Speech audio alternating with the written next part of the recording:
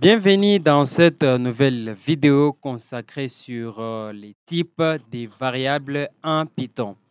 Dans la vidéo précédente, nous avons parlé des notions des variables et en ce que je sache, nous n'avons pas pu expliquer les types des variables. C'était juste pour montrer ou bien pour parler des variables. Et dans cette vidéo, vous allez découvrir les types des variables manipulables avec les langages Python.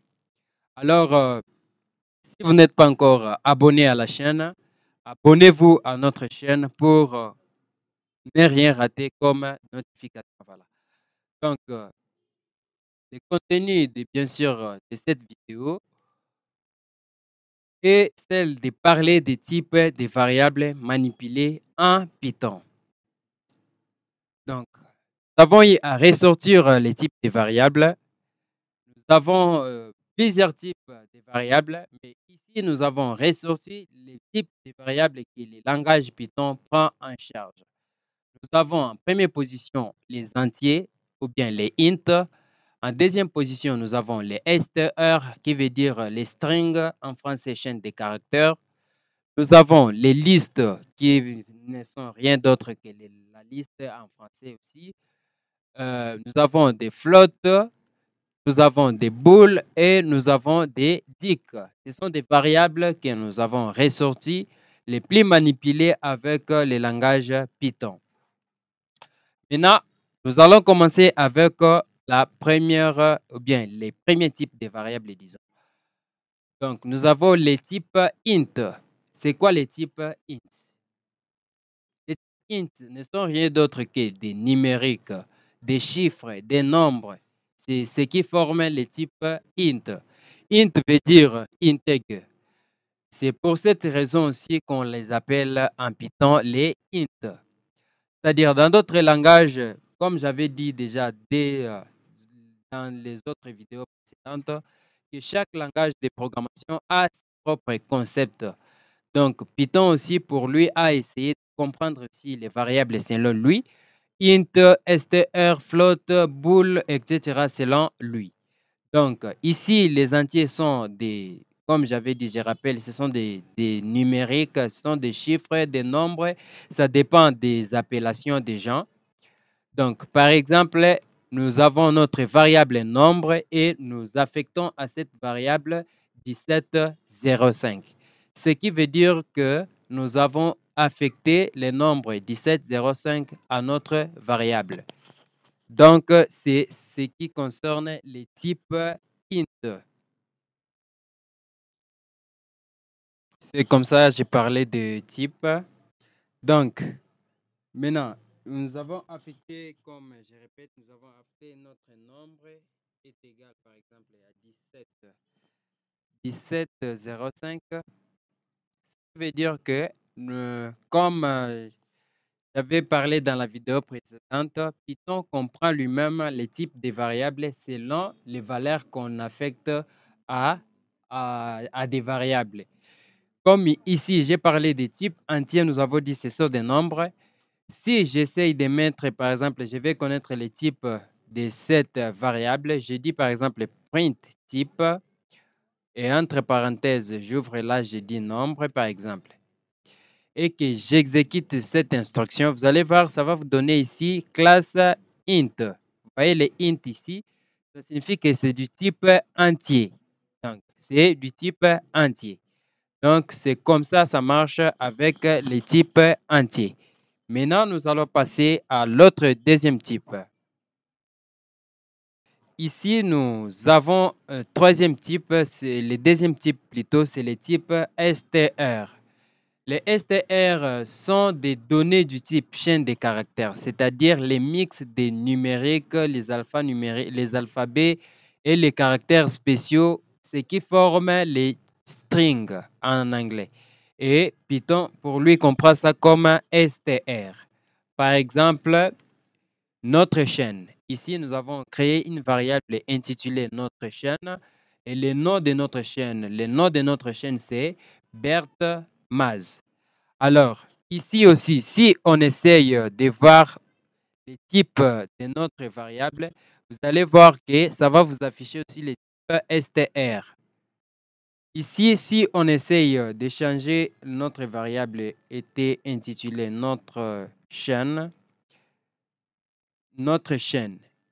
était ici, je répète.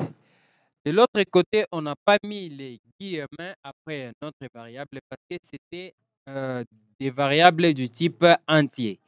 Mais ici, comme ce sont des chaînes de caractères, si on met ça comme ça, par exemple, on écrit comme ça, par exemple, Bert Maz, on écrit ça comme ça, vous allez voir que le programme va souligner. Ça va être une erreur. Et si tu exécutes le programme, on va afficher, voilà, syntaxe error. Ça signifie l'erreur de syntaxe. C'est pas, la syntaxe n'est pas correcte.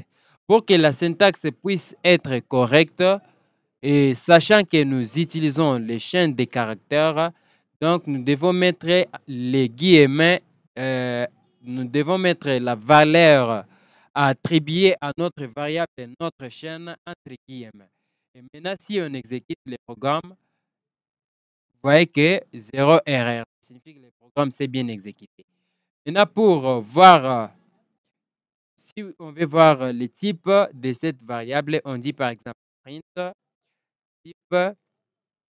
Entre parenthèses, notre variable, c'est notre chaîne. Et ici, si on exécute les programmes, vous allez voir, on va vous dire classe str. Classe str, classe string, comme j'avais dit là au départ. Donc, en troisième position, nous avons les types liste. Liste, ce sont des types. Les listes est une collection d'éléments enfermés dans des crochets, séparés par des virgules. Et le type liste n'est rien d'autre qu'une liste d'éléments. Supposons vous voulez créer des variables jours, par exemple, pour les jours de la semaine. Pour faire les jours de la semaine, il faudra avoir combien de jours, par exemple? Jour 1, jour 2, jour 3, jour 4, jour 5, etc. Vous voyez que ça va demander beaucoup de variables pour arriver à avoir 7 jours. Hein? C'est beaucoup de variables. Alors, Python a essayé de simplifier les choses. Au lieu de mettre, par exemple, variable 1, variable 2 pour variable 1 pour dire lundi, variable 2 pour dire mardi, variable 3 mercredi, etc. Python a essayé de simplifier des choses en donnant des variables listes.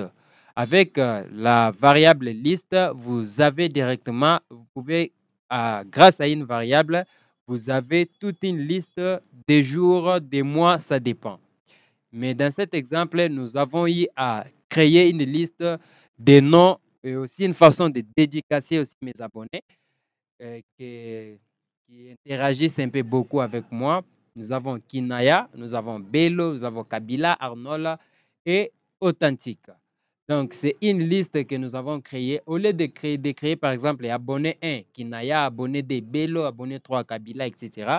Avec Python, nous avons créé tout ça dans une seule variable. C'est parmi les avantages aussi de Python.